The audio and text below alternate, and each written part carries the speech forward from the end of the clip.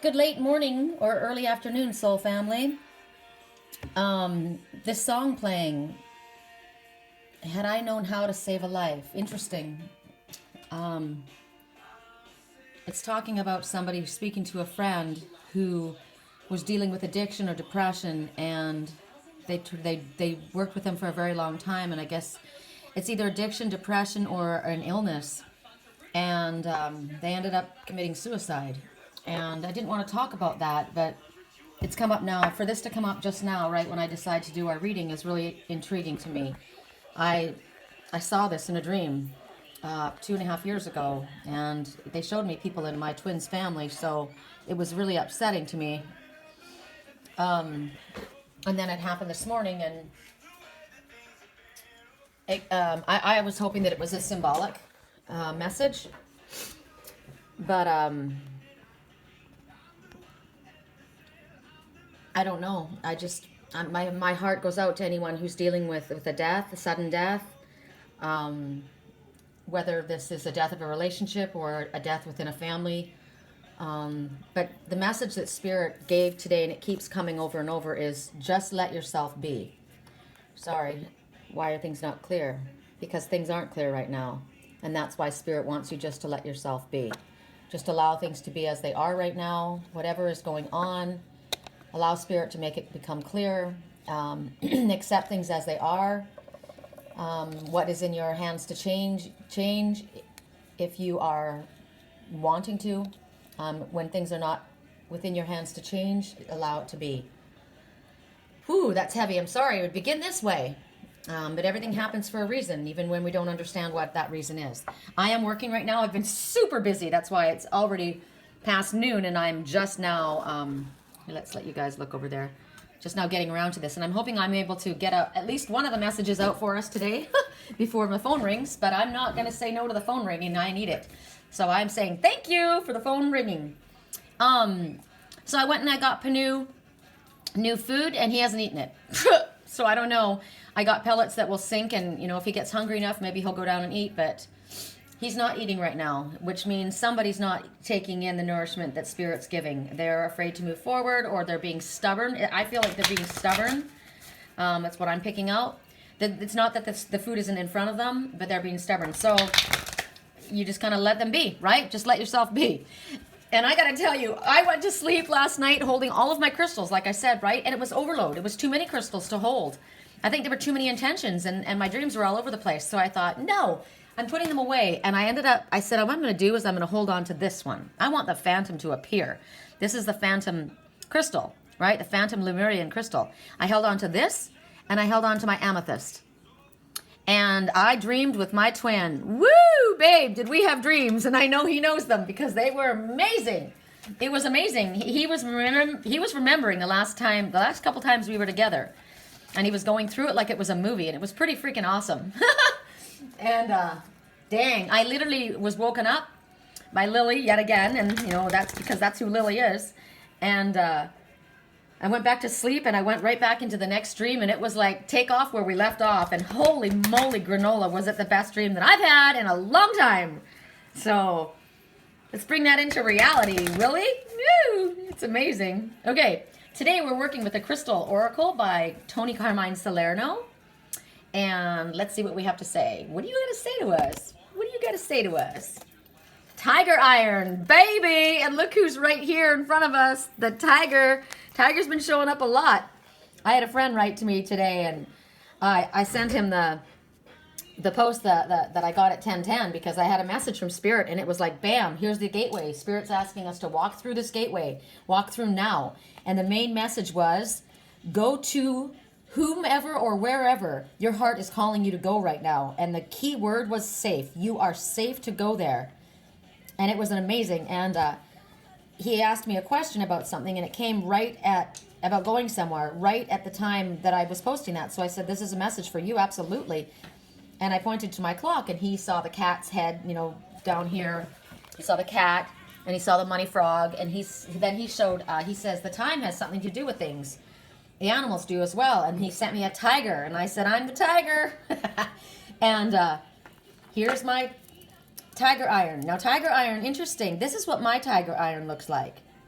So it can look a little different, right? There you go. There's the tiger iron. So there's another example of what tiger iron. So here we have tiger energy in front of us. And what tiger iron is telling you is it's about clarity. It's about seeking clarity and about getting grounded. You can see that the colors are definitely sacral chakra on fire for certain. And the gold and the grounded, darker grounding energy here. And they're basically saying that the peace and the mental clarity, because we've been trying to get clarity because things weren't clear, right? It's only going to be found when you are able to bring your spiritual concepts and your physical reality and blend them together. You've got to bring them right back to the basics, right back to the grounded energy. That's what I'm getting from this stone at this moment. And even though, yes, we are very, very spiritual people, because we came from spirit, we are also very human. We came here for this human experience, to feel and to experience, and it's definitely about sexual energy. I can tell you my dreams were incredible. Telling you, the tiger is alive. Wow. And so you're here to experience, right? You're being honored to you're being urged to honor this humanity, this normalcy of who you are. So the tiger iron crystal is going to help you ground and revitalize your sexual energy, because we need these energies. These are qualities that we need to possess and control in order to affect change in our life and on this planet, in order to have a fulfilling, inspiring life. You know, we have to live here. This is where we live. Yes, we are definitely highly spiritual creatures, but we can't be dreamers only. We got to be in this reality, and I came here to feel. And guess who I'm wearing today? I'm laughing. Oh my God, I'm laughing. The tiger is alive and well and raring to go. So this is about feeling your sexual energy. This is about accepting and embracing it. This is a very active force within us, right? We don't have to run away from this reality and the things that are going on in the world in order to find peace. We have to find the peace within ourselves. And we use our sexual energy. You know, people that manifest are sexual people. They're sexual beings. I'm telling you, I'm going to say something that you're going to be shocked, and I'm just going to say it. A man and a woman who manifest well, they masturbate. If they're not in a sexual relationship, they take care of themselves. And they see no shame in doing that. And there is no confusion as to why the dreams that I had this morning with my twin were very sexual. They were amazing. They were amazing. They were on fire. And it wasn't just about a base, gratifying sexual need. There was definitely love there. But it was intense. And for this all to show up like this, no mistake. And for my friend to show this wild tiger, remember I said at the end of my dream, I can't remember if you remember all the story, but the waitress comes up to us. We're in the rainforest cafe where a tiger would live, right? The rainforest. And she walks up and hands us a card, and it says Wild Jungle, which is where the tiger lives. And I said, you know what that means, right? And he says, what? My twin. And I said, it's time to go on safari. I'm changing my profile picture. I am. I'm putting my safari hat picture up. Oh my God. So right now, the true master, you want to be a true spiritual master, you're able to find peace even in the turmoil that you're going through. And sexual expression and gratification, that is how we release our energy. We can't have that pent up energy. It's useful. It's God, I mean, you have to learn too in a relationship. There needs to be a healthy sex life in a relationship, or you're not going to survive. We're made that way. We're made to to procreate. You need to have that functioning sexual energy within your relationships. You know, if you've got hang-ups on sexuality or your body, get over it. Figure out what you need to do to get past it. Look at Panu moving around in there. I bet he starts eating today. I'm telling you, it's vital. And if you're not in a relationship, you know, I talked to one of my clients about this morning. She's a friend now. She's a riot. And she says, I'm dying, you know, because she's not with the person right either. And I said, me too. It's been almost, 4 years at the end of May since we've been together. And I mean, too much information for you guys? Too bad. This is reality, you know, and the truth of the matter is, I want this bad, but I'm not going to sit here and I'm not going to go out there to just anybody and allow my body to, my body is a temple. My body is my temple, and it goes only to the one I love with everything in me. And so I'm not going to go without sex in my life. I take care of myself. You need to have a healthy sex life. That is a you know, you're got to be comfortable with your body. How can somebody help you with your body if you're not comfortable and you don't know what you like? How did this turn into a sex talk? I have no idea. It just did. So it's needed. Apparently it's needed. There's a lot of uptight people out there. There's a lot of people that have dealt with sexual abuse, that have hang-ups on it. I'm telling you, I had hang-ups with it my whole life. I was raised by two women, my grandma and my mom, who were both sexually abused. And I was raised as a Jehovah's Witness, and masturbation was a sin.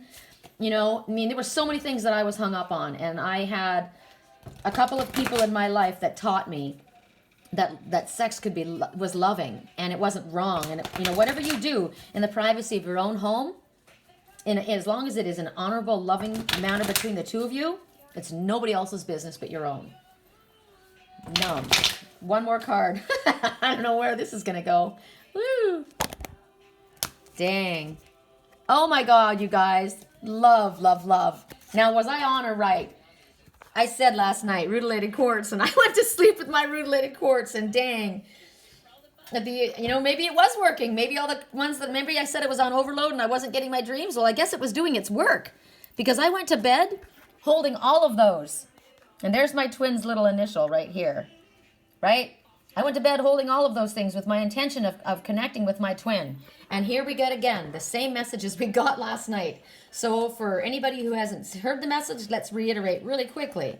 The rutilated quartz is telling you you are subconsciously receiving loving vibrations and loving thoughts. And it's connected to someone from your past. So mine is my twin.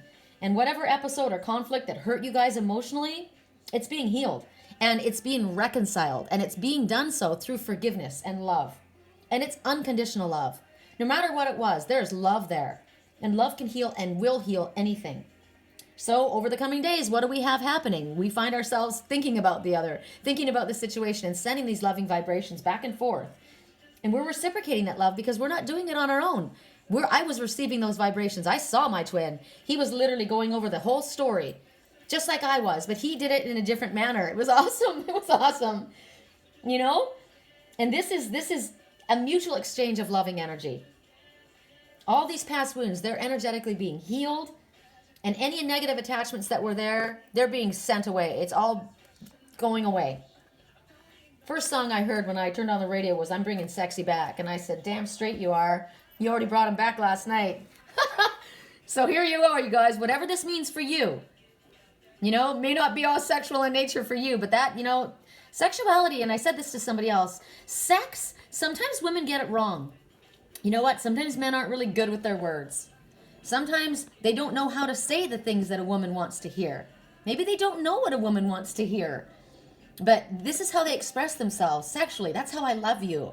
That's how, when you see a lion or a cat grab its mate by the neck and bite into them, that isn't aggression. That is passion. I'm looking at this here. I'm looking at the purple. Can you see that? I'm zeroing in on the purple right there. Passion. And look at the purple passion on this crystal. There's passion here. Listen to the song. Justin again. There ain't nobody leaving, so keep on dancing. Remember I told you Lily was dancing on my throat? Lily is my twin. Dancing on my throat. When you're dancing, you're moving in harmony. My favorite word of all time. So keep on dancing, people. This is a fantastic reading. I love, love, love it. I love you, babe. Have a great day, you guys.